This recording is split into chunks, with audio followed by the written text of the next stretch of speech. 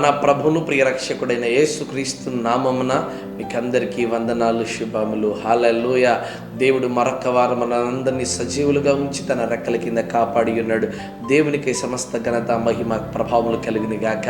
విద్వాన్ బిడ్డలారా, ఇది నా దేవుని వాగ్దానం కొరకు ఎదురు చూస్తున్నారా? చూడండి, యెషయా గ్రంథం 56వ అధ్యాయము 7 చరణం. నా ప్రార్థన మందిరములో వారిని ఆనందింపచేసేదను. దేవుని మందిరంలో ఏమి దాగి ఉందంటే ఆశీర్వాదం దాగి ఉన్నది, దీవెన దాగి ఉన్నది.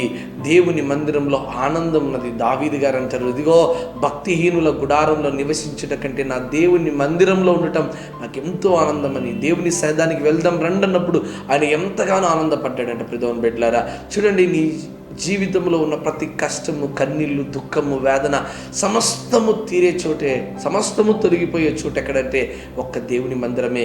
దేవుని మందిరంలో ఉన్నటువంటి ఆనందాన్ని ఈరోజు నువ్వు అనుభవించాలా.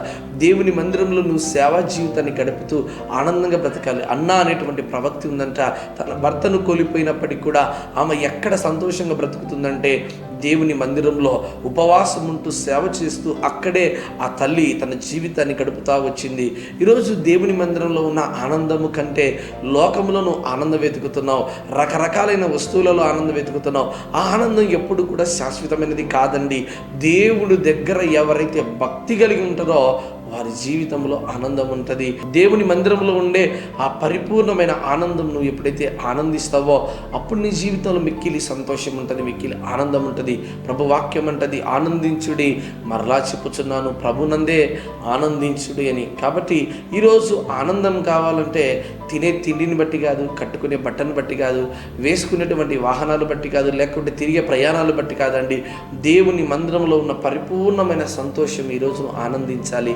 ఇదిగో ఎట్టి శ్రమైన, ఎట్టి కష్టమైన దేవుని మందిరంలో ఉంటే, ఆ ప్రశాంతకరమైన వాతావరణంలో ఉంటే దేవుడు మన హృదయానికి నెమ్మది అనుగ్రహిస్తున్న ప్రియమైన బిడ్డలారా, ఈరోజు నువ్వు కష్టాల్లో ఉన్నావా, దుఃఖంలో ఉన్నావా? అయితే దేవుని మందిరంలోకి రా. దేవుడు తప్పకుండా ఈ దినాన్ని నీకు చక్కటి ఆనందం అనుగ్రహించేవాడిగా ఉన్నాడు. హన్న ఎంత దుఃఖముగా వెళ్ళిందో, ఎంత బాధపడేదో, కానీ దేవుని మందిరంలోకి వచ్చినాక ఆమె ప్రార్థన చేస్తున్న తర్వాత ఆమె మనసు ఎంతో తేలికైపోయింది. ఇదిగో దేవుడు ఆ బిడ్డకు చక్కటి కుమారుడిచ్చాడు. ఆ కుమారుడు తీసుకొని వచ్చి దేవుని మందిరం వదిలిపెట్టిపోయింది. గడిచిన కాలంలో ఆ బిడ్డల కోసం ఏడ్చిన తల్లి తన బిడ్డను వదిలిపెట్టి వెళ్ళేటప్పుడు సంతోషంగా తిరిగి వెళ్ళింది. ఈరోజు నీవు కూడా దేవుని మందిరంలో ఆనందంగా బ్రతుకు, సంతోషంగా బ్రతుకు. దేవుడు అట్టి ఆనందం ఈ దినానికి దయచేయను గాక. ఆమేన్.